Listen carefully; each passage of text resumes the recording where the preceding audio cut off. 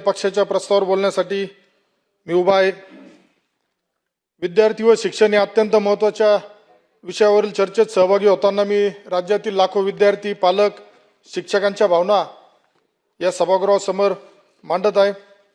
भारताच्या सातत्यपूर्ण प्रगतीसाठी आणि आर्थिक विकास, सामाजिक न्याय, समानता, शास्त्रीय प्रगती, राष्ट्रीय एकात्मता आणि संस्कृतीचे जतन या क्षेत्रामध्ये वैश्विक पातळीवर नेतृत्व करण्यासाठी सर्वांना दर्जेदार शिक्षण उपलब्ध करून देणे महत्त्वाचे आहे।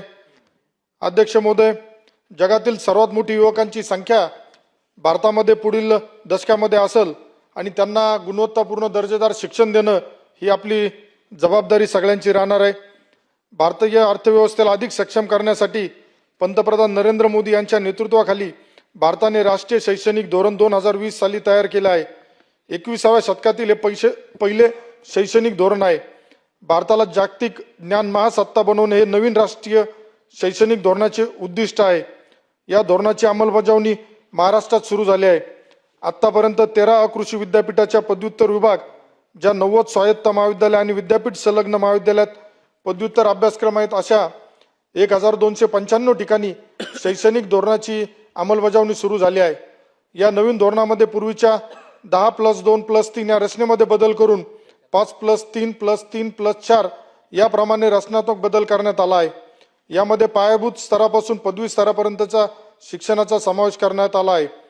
सर्वांना सहज शिक्षण, समता, गुणवत्ता, परवडणारे शिक्षण आणि उत्तरदायित्व या 5 मूलभूत स्तंभावर आपले उभारलेले हे धोरण संविधानिक मूल्यावर आधारित आहे। राष्ट्रीय शिक्षण धोरणानुसार तयार करण्यात आलेल्या नवीन अभ्यासक्रमाची अंमलबजावणी राज्यातील शाळांमध्ये सर्व संबंधित विभागामार्फत 25-26 पासून टप्प्याटप्प्याने करण्यात येणार आहे। वर्ष 25-26 मधील इयत्ता पहिलीच्या अभ्यासक्रमाची अंमलबजावणी होईल। 26-27 इयत्ता दुसरी, तिसरी, चौथी, 6वीच्या अभ्यासक्रमाची, 27-28 मध्ये इयत्ता 5वी, 7वी, 9वी, 11वीच्या अभ्यासक्रमाची अंमलबजावणी होईल व 28-29 मध्ये इयत्ता 8वी, 10वी, 12वीच्या अभ्यासक्रमाची अंमलबजावणी होईल। अध्यक्ष महोदय, मान्यताप्राप्त अशासकीय अनुदानित महाविद्यालयातील रिक्त पद भरती शासनाने मंजुरी दिली आहे। यामुळे ग्रंथपालाची व शारीरिक शिक्षण संचालकांची पदं भरली जाणार आहे, परंतु जी 223 ही पदं भरली जाणार आहे अतिशय कमी आहे। त्यामुळं माझी या माध्यमातून विनंती राहील का जी अजून रिक्त पदं आहेत ही तात्काळ पूर्ण भरण्यात यावी।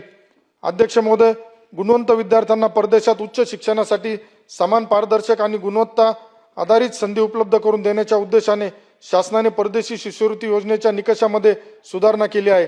सर्व प्रशासकीय विभागांच्या शिष्यवृत्ती योजनांमध्ये एक वाक्यता आणल्यामुळे पात्र विद्यार्थ्यांना समान न्याय मिळणार आहे। पदव्युत्तर शिक्षणानंतर PhD साठी लाभ सुरू ठेवण्याची तरतूद आणि आकस्मिक खर्चासाठी अर्थसहाय्य देण्याचा निर्णय विद्यार्थ्यांसाठी दिलासादायक आहे।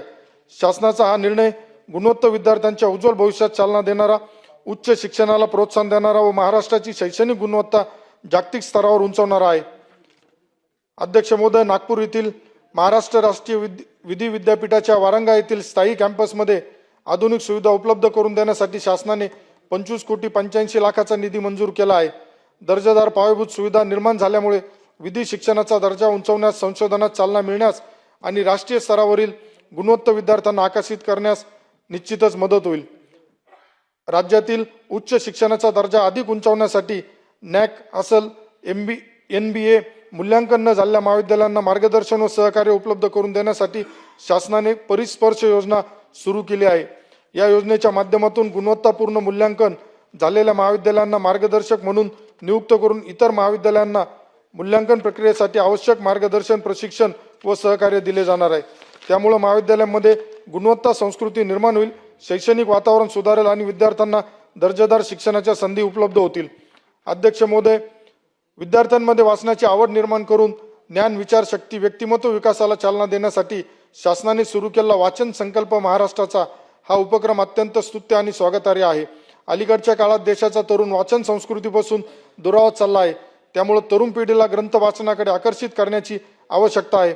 सामूहिक वाचन, वाचन कौशल्य कार्यशाळा, लेखक विद्यार्थी संवाद, पुस्तक परीक्षण व कथन स्पर्धा यासारख्या उपक्रमामुळे विद्यार्थ्यांमुळे चिकित्सक विचार, सर्जनशीलता आणि ज्ञानार्जनाची सवय विकसित होईल। तसेच सार्वजनिक ग्रंथालयाचा वापर वाढून समाजात वाचनाची चळवळ अधिक बळकट होईल।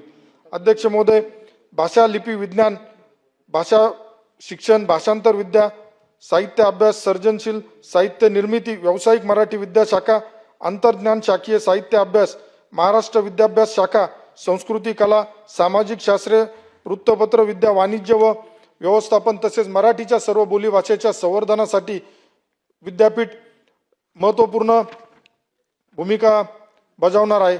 अध्यक्ष महोदय, महिला शिक्षणाला शासनाची भक्कम साथ दिली जात आहे. राज्यातील आर्थिकदृष्ट्या दुर्बल, सामाजिक, शैक्षणिकदृष्ट्या मागास, इतर मागास तसेच अनाथ गटातील विद्यार्थिनींना व्यावसायिक अभ्यासक्रमासाठी 100% शिक्षण व परीक्षा शुल्क माफी देण्याचा निर्णय शासनाने घेतला आहे.